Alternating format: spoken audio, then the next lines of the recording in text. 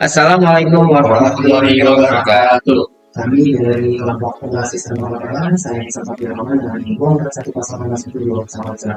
Saya Raffi Jalkaris dengan nimbung K1051215. Saya Pak Abdul Nasir dengan nimbung 1061231. Oke, jadi di video ini kami akan melakukan pembahasan tentang sistem database pembayaran.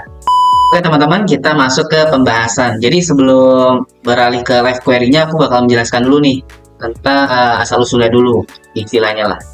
Jadi kalau misalnya kita berbicara tentang sistem database di hotel, itu berarti mencakup record-record layanan yang ada di hotelnya.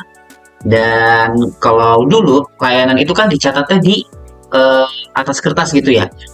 Layanan-layanan yang ada, misalnya ada pelanggan nih memesan, nanti kan dicatat tuh sama resepsionisnya di kertas. Namun kan sekarang di zaman digital ini sudah banyak perusahaan-perusahaan yang mendigitalisasi layanan yang ada. Nah, salah satu caranya dengan mendigitalisasinya ke sistem aplikasi. Nah, di sini kami akan menjelaskan jika penerapannya melalui sistem aplikasi lewat XMPP. Oke, nah ini yang sudah saya jelaskan sebelumnya kan.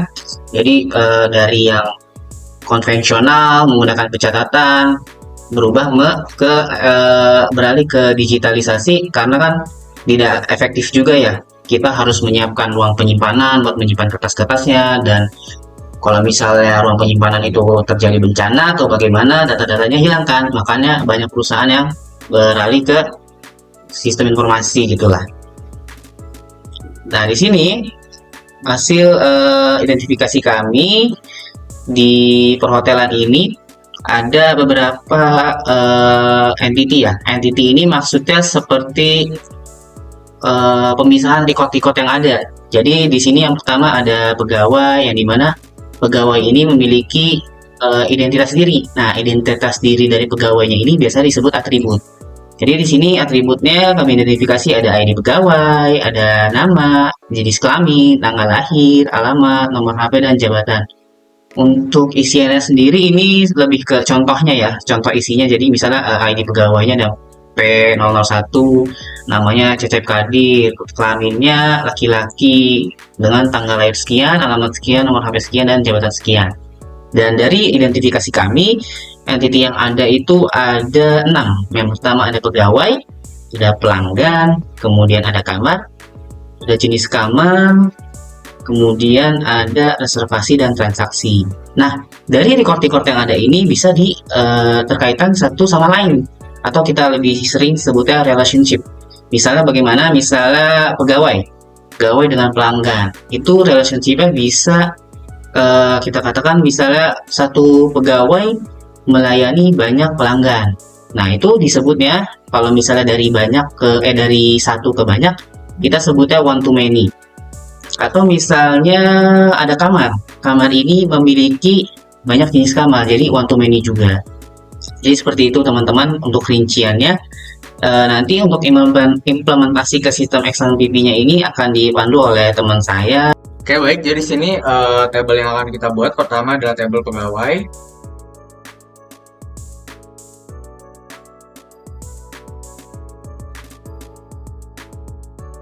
Lalu untuk database-nya kita akan kasih nama hotel atau sistem hotel.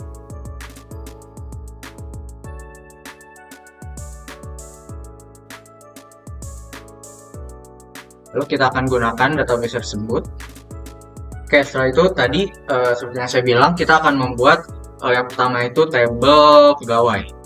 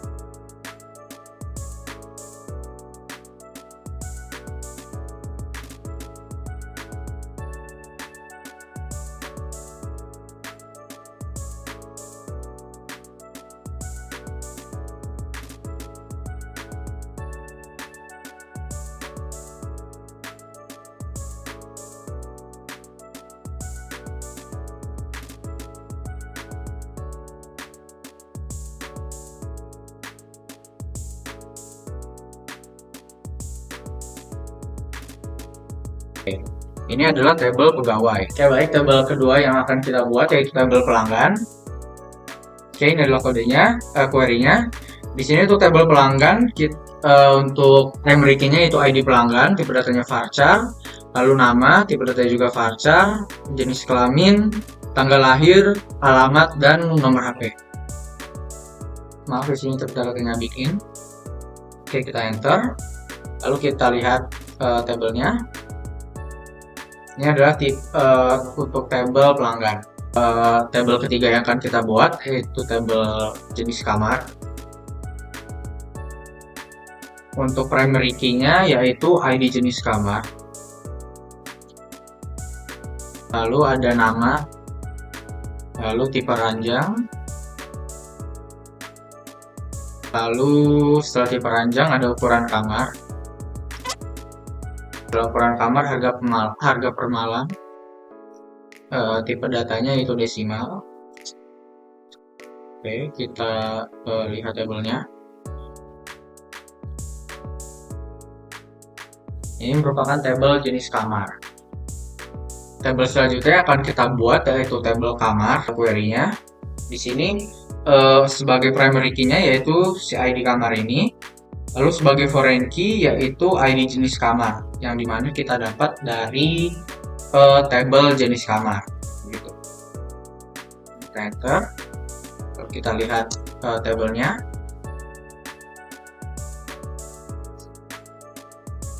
Ini adalah tabel untuk tabel kamar. Oke, tabel selanjutnya akan kita buat yaitu tabel reservasi. Jadi di sini sebagai primary key-nya yaitu si ID reservasi ini, lalu ID pegawai sebagai foreign key, lalu ID pelanggan juga sebagai foreign key. Enter. Lalu di sini kita akan lihat tabelnya.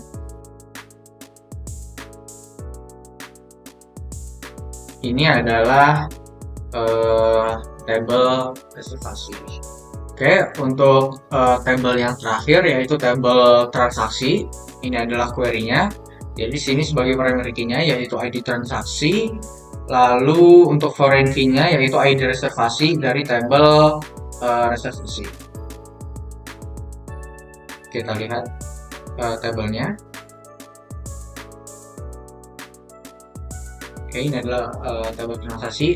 Jadi di sini kita sudah membuat seluruh tabel dan juga tadi saya sudah jelaskan yaitu mengenai bagaimana cara kita mengimplementasikan contoh sistem database hotel ke dalam XMPP.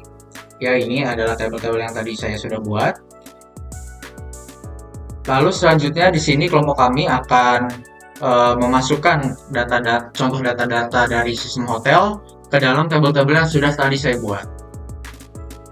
Teman-teman, kita akan mulai masukkan datanya dari struktur tabel yang sudah ada. Pertama, kita akan masukkan dulu data dari pegawai. Cara masukkan data itu menggunakan perintah insert into. Lalu nama tabelnya, kemudian values.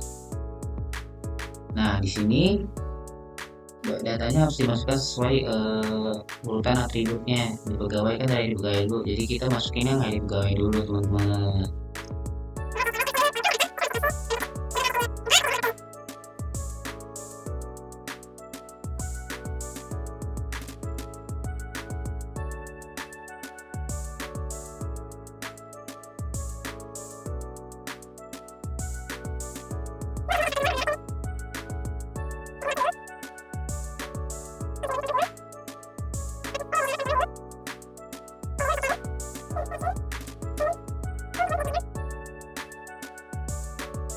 Oke, lalu untuk menampilkannya kita menggunakan select lalu bintang ini artinya menyeluruh, selectnya from nama tabelnya pegawai.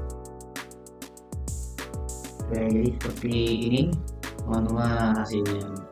Oke, untuk mempersingkat waktu, untuk yang selanjutnya kita cepatin saja. Oke teman-teman, ini udah dilakukan inputnya pada setiap data yang ada. Kemudian jika ingin melihat tabel-tabel yang ada, menggunakan perintah select from nama tabelnya, bisa pelanggan menjadi dua. Nah, ini ada pelanggan. Terus kita bisa ingin lihat dari tabel kamar. muncul. Kemudian kita ingin melihat dari tabel jenis kamarnya, coba kan muncul. Lalu ada tabel transaksi,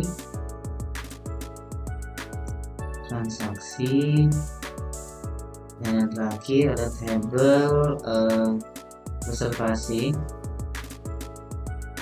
Oke, jadi seperti itulah cara untuk menginput datanya. Oke teman-teman, karena kita sudah membuat tabel dan isi datanya, jadi bagaimana kita mengelola database sistem perhotelan ini? Contohnya seperti jika kita ingin menampilkan total tagihan dan pelanggan yang sudah kita buat, jadi kita tampilkan view-nya sekarang dengan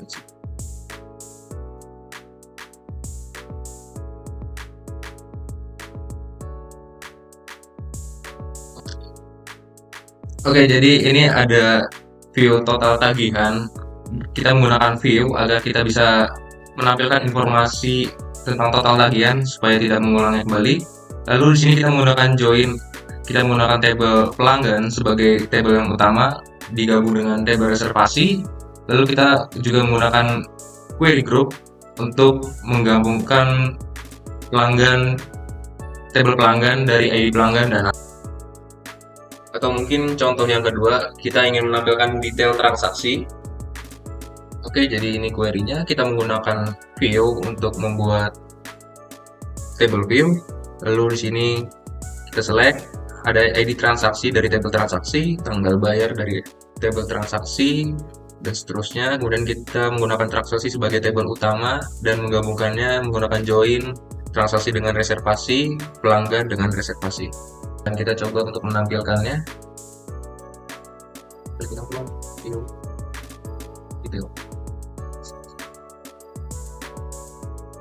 Dan mungkin ini tampilan table dari detail transaksi. Kemudian contoh yang ketiga, bagaimana kita ingin menampilkan daftar pelanggan yang menginap lebih dari 1 malam.